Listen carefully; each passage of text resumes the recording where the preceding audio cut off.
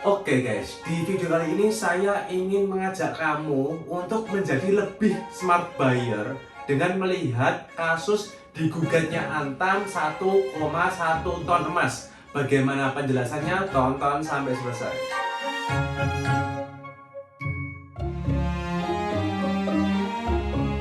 Tolong bantu saya dengan tekan tombol like dan berikan komen untuk tanda dukungan kamu untuk channel ini agar terus berkembang sehingga semakin banyak teman-teman yang terbantu dengan channel ini.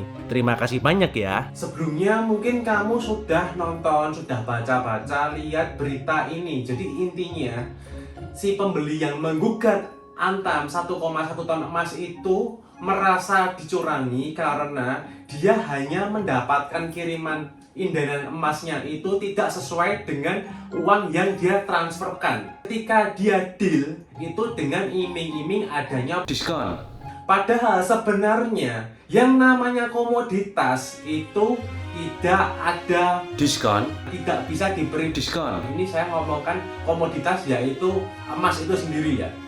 Jadi di sini saya ingin mengajarkan bahwa kalau kamu diberi iming-iming bahwa emasnya ini ada diskon, kamu harus berhati-hati guys, karena kalau kamu ada iming-iming tadi, kamu harus mulai menjadi smart buyer, yaitu kamu berpikir ini kan komoditas, tidak ada namanya diskon. Kamu harus berpikir ini jangan-jangan saya itu mau dimainkan di mananya, di celahnya di mananya, saya mau dipermainkan di mananya. Kamu harus tahu, nanti akan saya bahas di mana kasusnya untuk sementara ini yang tergugat si Antamnya ini sudah dinyatakan bersalah, tapi PT Antam ini masih mengajukan banding saat ini dan kita tunggu aja nanti bagaimana keputusannya. Kenapa kok bisa ngajukin banding? Atas dasar apa? Lawong ceritanya kan transfernya itu ke rekening Antam, makanya waktu digugat pertama kali dinyatakan yang Antam ini atau PT Antamnya itu bersalah karena transfernya itu ke PT Antam dan dealnya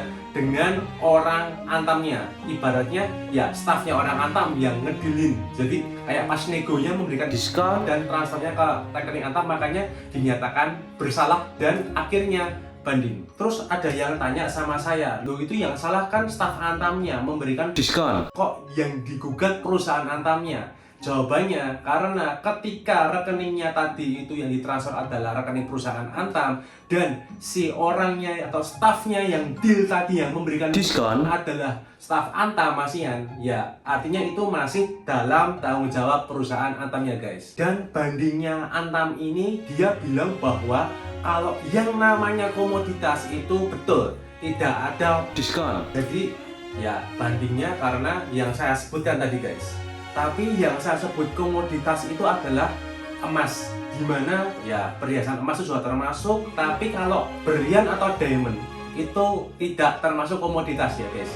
Jadi kalau diamond, berlian itu bisa diskon guys. Tapi sebenarnya itu ada potongan kalau dari perusahaan Antamnya jual ke agen Antamnya guys. Karena kalau kamu sudah lihat video-video saya sebelumnya, saya sudah selalu bilang bahwa kalau si merek Antam ini dia selisih antara jual dan belinya tinggi. Jadi ya wajar aja bisa ada margin dari perusahaan Antam diberikan ke agen Antamnya, bukan ke pembelinya guys. Ingat ya, ke agen Antamnya kalau ada potongan. Kalau pembeli yang namanya komoditas tidak ada diskon. Nah, maka dari kejadian tadi kita bisa mengambil pelajaran, yaitu yang pertama, kita harus menyimpan resip atau nota hasil pembelian kita ketika kita sudah menerima barang. Tapi kalau dari kejadian tadi saya ceritakan, itu belum menerima awalnya, dia baru inden, jadi dia pakainya bukti transfer. Jadi kalau kamu sudah terima, ya kamu tetap harus simpan notanya guys. Yang kedua, jangan mudah percaya kalau ada yang memberi iming-iming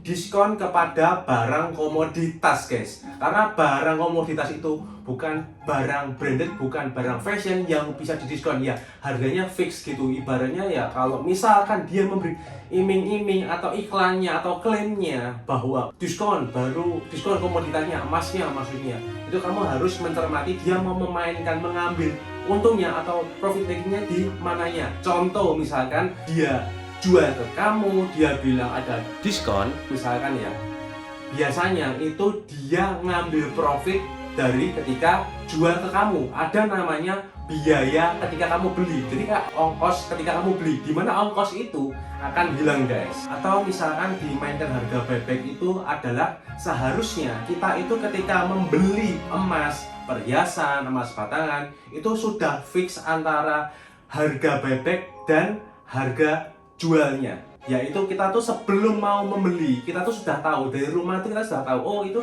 harganya berapa, ada fixnya. Atau harganya itu transparan, ibaratnya seperti kita membeli falas, ada harga jual dan belinya transparan, kita sudah tahu akan mendapatkan harga berapa dan tidak ada diskon-diskon seperti yang saya bilang guys. Jadi kalau kamu ingin tahu bagaimana yang fairnya atau permainannya toko emas atau penjual emas itu seperti apa aja, kamu bisa cek di video saya sebelumnya, yaitu video yang ini guys. Kamu bisa cek nanti setelah tonton video ini sampai selesai ya. Jadi setelah kamu tonton video ini, kamu nanti tonton aja video saya yang ini guys, karena di sana ada banyak penjelasan saya tentang permainan apa saja sih yang dilakukan oleh toko emas yang kurang terpercaya, seperti misalkan adanya potongan yang seolah-olah ringan, terus ada potongan yang tidak transparan, dan ada juga beli itu ada ongkosnya. Lalu ada permainan seperti misalkan ada beli perhiasan, batunya tidak dihitung.